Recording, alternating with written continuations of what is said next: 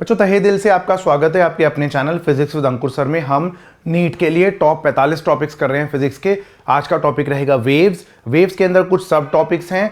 ये 45 टॉपिक्स मैंने एक्चुअली में डिसाइड किए on the basis of previous year analysis कि कौन से चैप्टर से कौन से टॉपिक की वेटेज सबसे ज़्यादा रही है। मैंने इस वीडियो के अंदर सोचा कि वेव्स के अंदर आपको कुछ 5-6 क्वेश्चंस करा देता हूँ बढ़िया से, और साथ में जो ये टॉपिक्स हैं वेव्स के वो बहुत क्विकली आपको रिवाइज करवा देता हूँ। आइए देखिए, तो इसमें पहला टॉपिक आ जाता है हमारा equation of waves. Equation of wave, तो इसमें आपको कई बार क्वेश्चन आ जाता है ऐसा कि which of the following represents a wave function. पहला क्वेश्चन है आपका which of the following represent a wave function. इनमें से कौन सा आपको एक वेव फंक्शन रिप्रेजेंट कर रहा है। ठीक है, इस टाइप का क्वेश्चन आपको एनसीईआरटी में भी दिखेगा और बहुत ही इंपॉर्टेंट क्वेश्चन है। मान लीजिए आपको दे रखा y is equal to ln x plus V T, दूसरा है आपको y is equal to X minus V T का whole square, y is equal to 1/x plus V T, और डी ऑप्शन हो जाता है आपका y is equal to E की power minus of X minus V T का whole square. तो देखिए बच्चों, यहाँ पर याद रखिएगा, यहाँ पर दो कंडीशन सेटिस्फाई होनी चाहिए कोई भी इक्वेशन को वेव फंक्शन लिखने के लिए। एक तो वो function of a x plus minus b t की फॉर्म में होना चाहिए, एक कंडीशन ये है, और दूसरा it must be finite everywhere. Finite everywhere, ये कभी भी इन्फिनिटी नहीं होना चाहिए, कंटिन्यूस होना चाहिए और फाइनाइट होना चाहिए। ठीक है, फाइनाइट एवरीवेयर।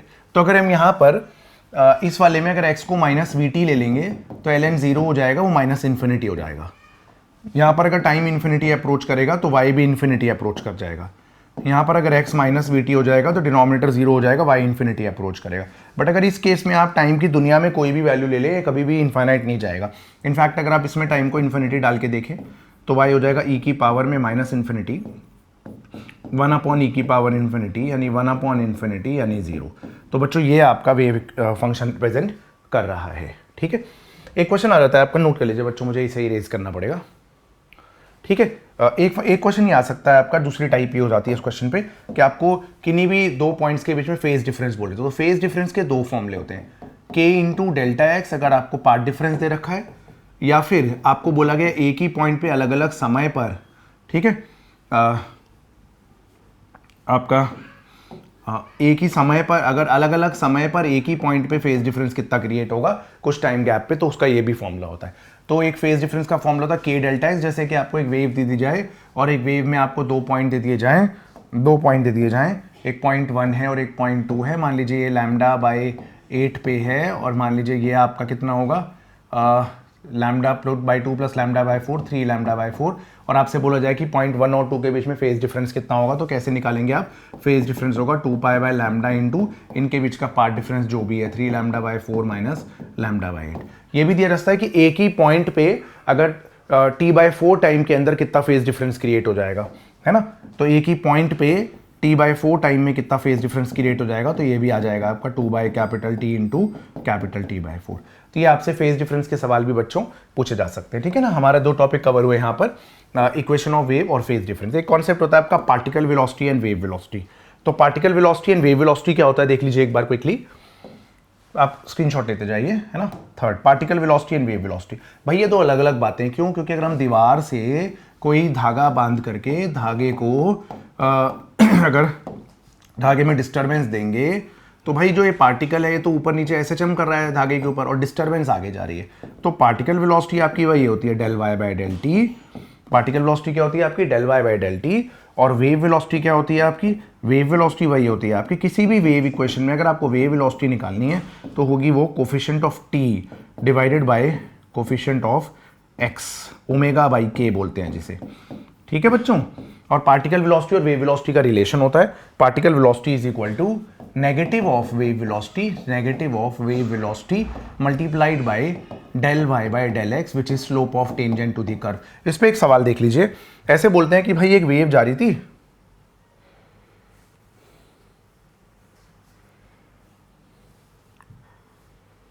ठीक है, ऐसे बोल देते हैं कि एक वेव जा रही थी बच्चों, और एक वेव की आपने फोटो खींच ली। एक ट्रैवलिंग वेव का स्नैपशॉट है ये एक ट्रैवलिंग वेव का स्नैपशॉट है।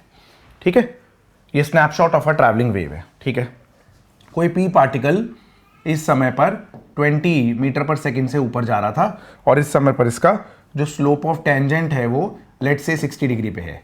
ठीक है, तो अब आपको बताना है कि वेव की वेलोसिटी क्या है। तो याद रखिए particle velocity is negative of wave velocity into slope of tangent to the curve del y by del x.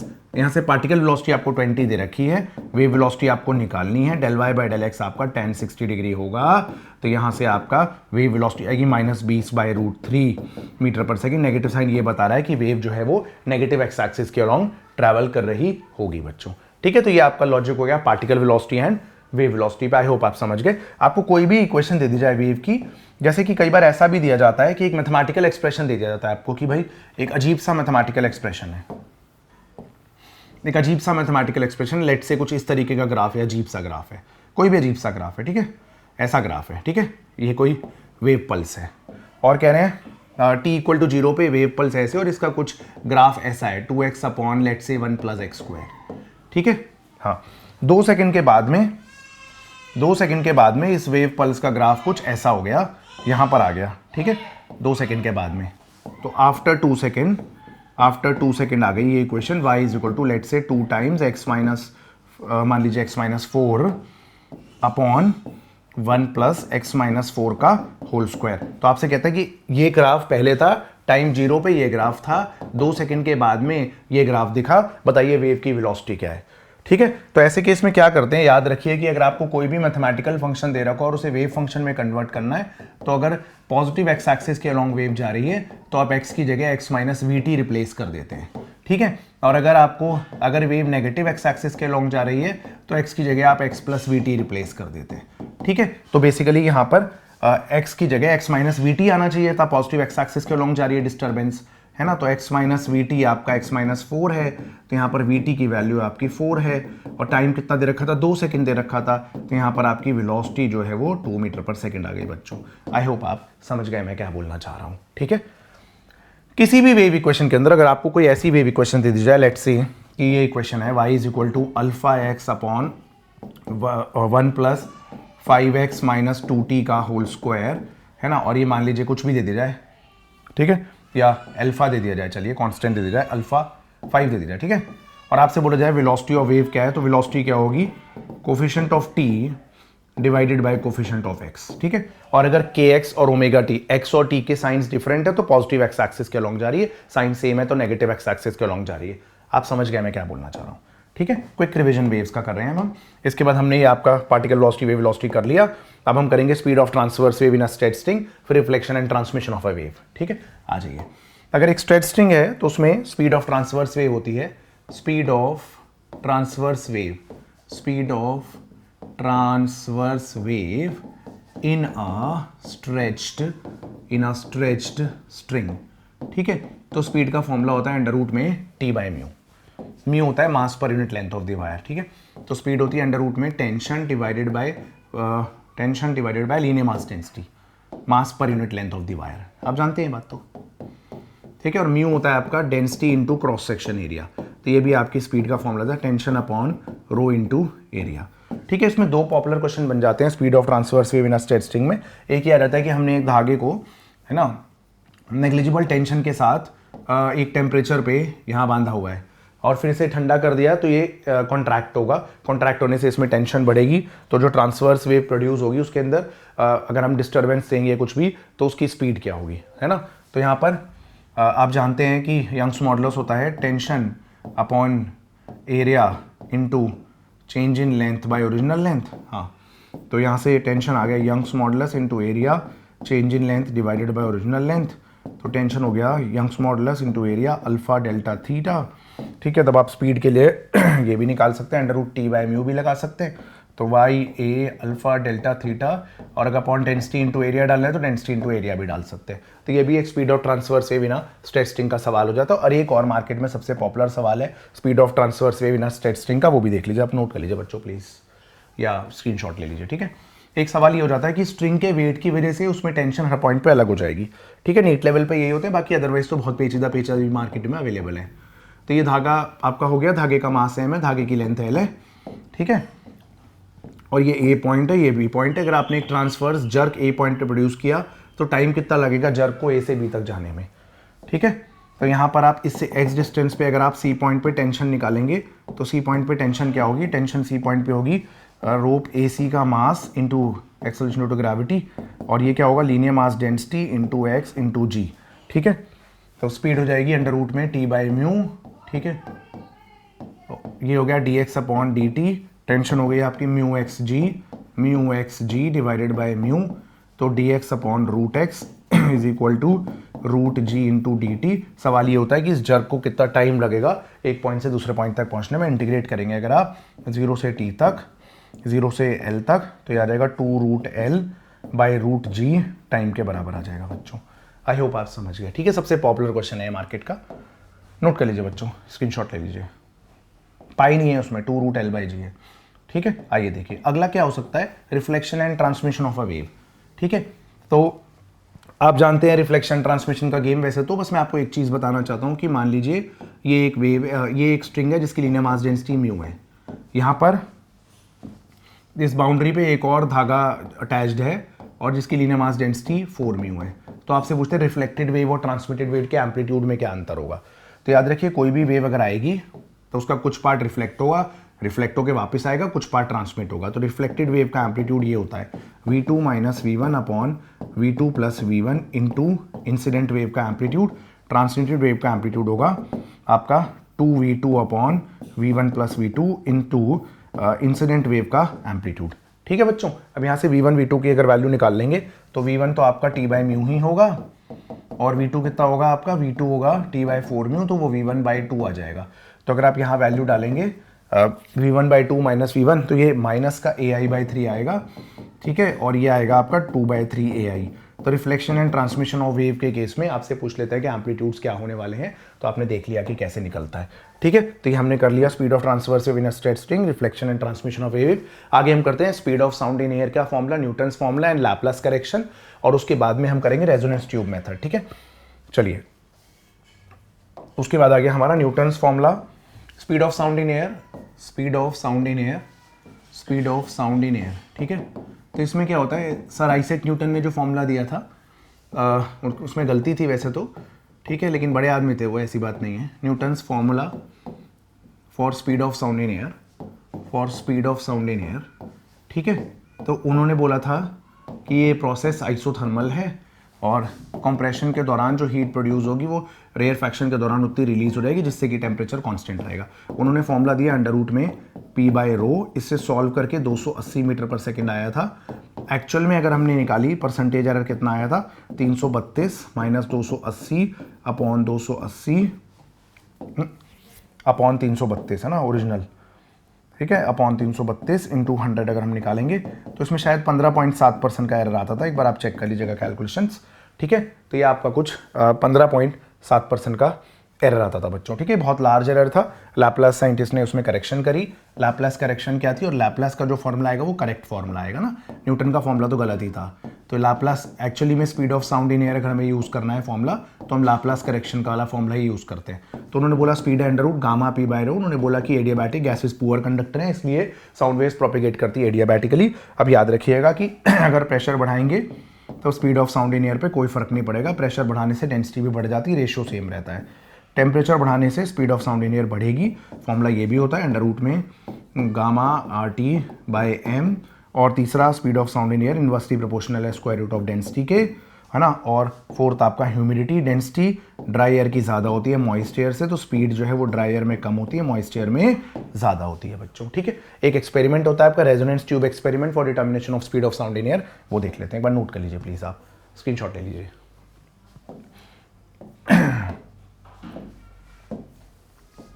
तो resonance tube method for determination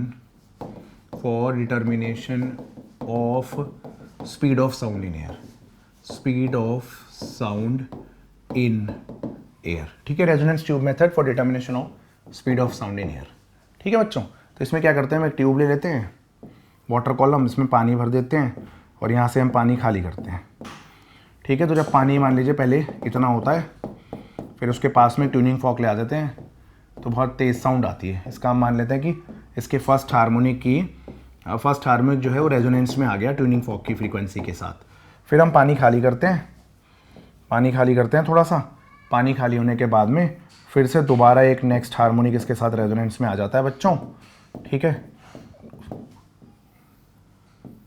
तो ये थर्ड हार्मोनिक हो गया इसका, है ना, ये उसी ट्यूनिंग फॉर्क के साथ रेजोनेंस में आ गया, ठीक है। ये लेंथ आपकी L1 है, ये लेंथ आपकी L2 है। तो L1 लेंथ प्लस थोड़ा सा बाहर बनता है एंटी नोड, तो L1 में कुछ एंड करेक्शन ऐड करते हैं, तो L1 प्लस E जो है वो वेव की 1/4 वेवलेंथ के बराबर है, और ये E एंड करेक्शन है, और L2 प्लस E जो है वो 3 λ/4 के बराबर है। दोनों को सब्ट्रैक्ट करेंगे तो L2 माइनस L1 यहाँ से λ/2 आएगा, लैम्डा रहेगा 2 टाइम्स में L2 माइनस L1। लैम्डा की वैल्यू डाल करके आप एंड करेक्शन निकाल सकते हैं यहाँ से। और वैसे अगर आपको speed of sound frequency velocity bye wavelength है ना, हाँ, सी इक्वल टू लैम्डा, सही बात है। यहाँ से आप ट्यूनिंग फॉर्क की फ्रीक्वेंसी आपको पता होगी, इनटू लैम्डा आप पुट करेंगे 2L2 माइनस L1, तो यहाँ से speed of sound in air निकल जाएगी एक्सपेरिमेंटली। तो ये था resonance tube method for determination of speed of sound in air बच्चों, ठीक है। एंड करेक्शन की वैल्यू भी निकल आएगी अगर आप ई लैम्डा की वैल्यू पुट कर देंगे। नोट करिए बच्चों। उसके बाद कहानी आ जाती है आपकी स्टैंडिंग वेव्स। सबसे पहले एक बात समझिए कि कैसे पहचानेंगे, A sine omega T plus minus five y equal to A cos omega T plus minus five, ये आपको SHM की इक्वेशन होगी, ठीक है। और y is equal to A sine K X plus minus omega T plus minus five, या फिर y is equal to A cos K X plus minus omega T plus minus five, ये आपकी travelling wave होगी।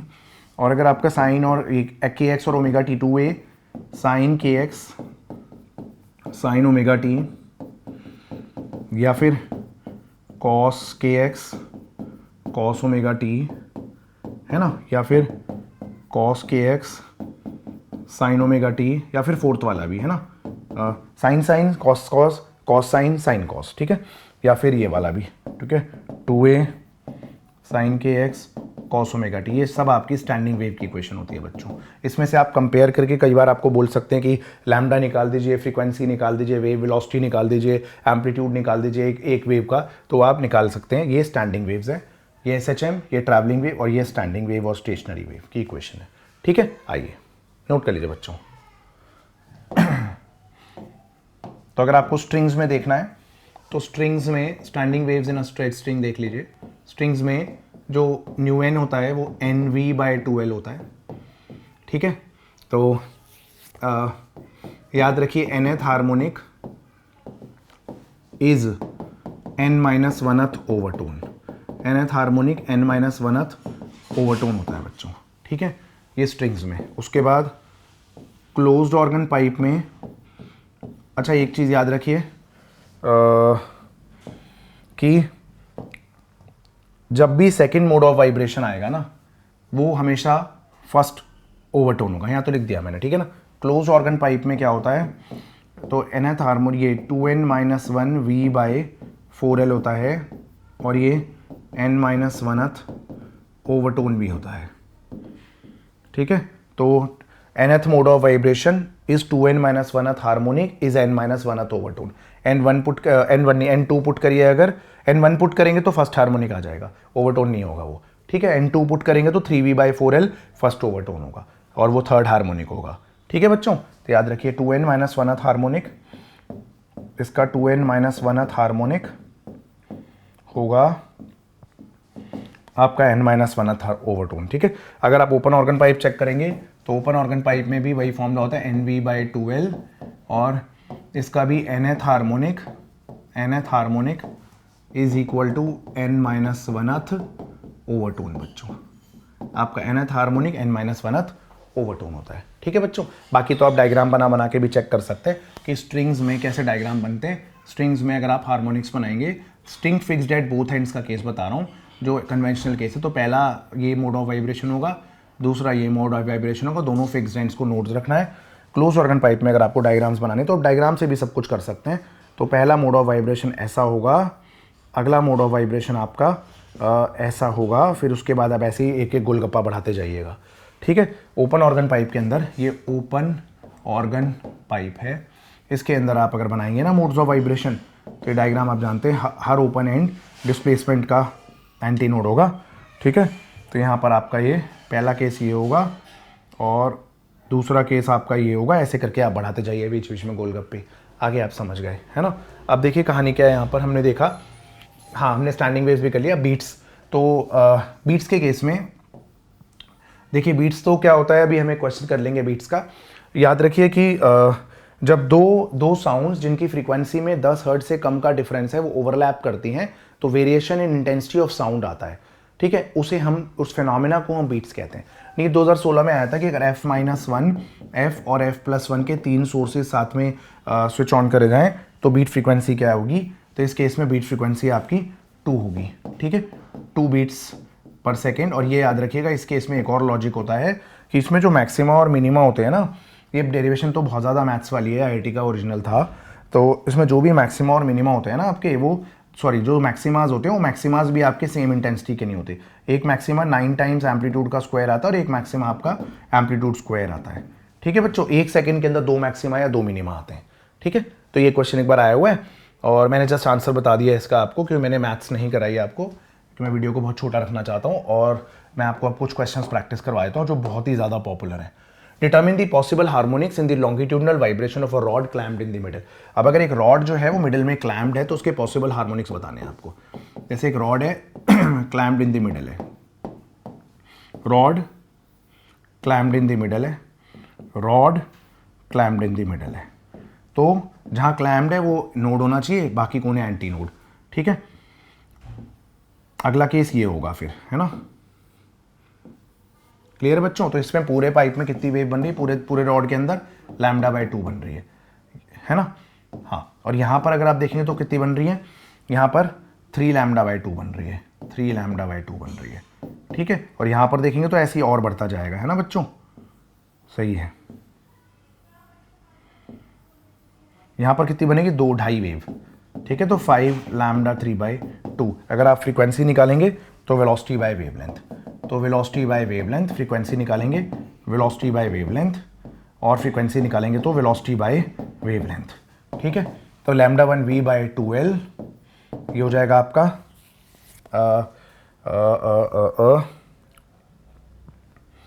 ये हो जाएगा आपका 3v/2l, है ना, ये हो जाएगा आपका 5v/2l।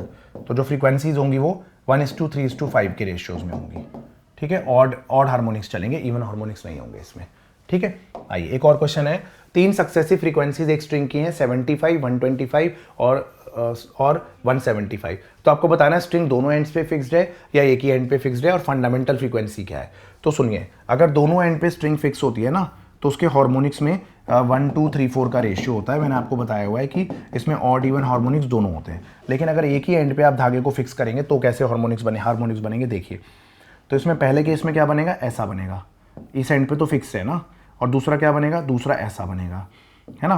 तो जो फ्रीक्वेंसीज का रेशियो 1, 3, 5, जो अगर ऑड नंबर का रेशियो आ रहा है तो एक एंड फिक्स्ड है और एक एंड फिक्स्ड नहीं है, ऐसा open organ close organ pipe में भी होता है। तो यहाँ पर जो फ्रीक्वेंसीज का रेशियो है वो क्योंकि वो 3:5:7 है, तो इसलिए फिक्स्ड एट वन एंड का केस आंसर है यहाँ पर, और स्टार्ट तो 1 से ही होगा, तो इसलिए फंडामेंटल फ्रीक्वेंसी जो है वो 25 है बच्चों, है ना। फंडामेंटल फ्रीक्वेंसी क्या है इसकी, 25 हर्ट्ज, फंडामेंटल फ्रीक्वेंसी 25 हर्ट्ज है, आप समझ गए, है ना। और कौन सी फ्रीक्वेंसी को रिस्पॉन्ड कर रहा है, 3rd harmonic, 5th harmonic, 7th harmonic को।